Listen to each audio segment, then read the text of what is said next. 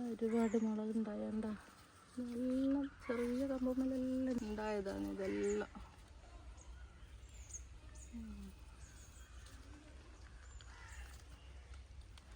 ഇതൊക്കെ വെള്ളമൊഴിച്ചപ്പോൾ ഉണ്ടായത്, ഉണ്ടായി വരുന്നേ ഉള്ളൂ.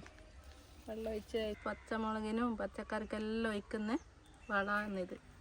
ഇത് വേറൊന്നുമല്ല, കഞ്ഞീൻ്റെ വെള്ളത്തിൽ കായ്ത്തോലും എല്ലാ പച്ചക്കറീൻ്റെ തോലും ഉള്ളിത്തോലും എല്ലാം കൂടി ഇട്ട് വെച്ചിട്ട് ഇതിൽ നിറയെ ഇത് വെച്ച് കൊടുക്കുന്നു.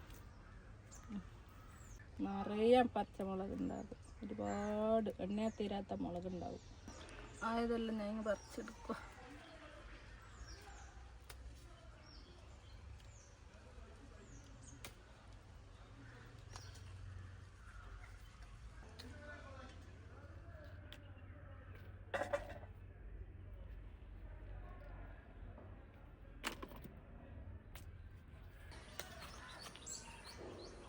ഇത് ഒരു ചെടിയുമിനുള്ള മുളക്, കുറച്ച് 2-3 ചെടിയുമെന്ന് പറിച്ചതാണ്. ബാക്കി പിന്നെ പറിക്കാം. നല്ലൊരു വളമാണ് ഞാൻ ഒഴിച്ചു കൊടുക്കുന്നത്.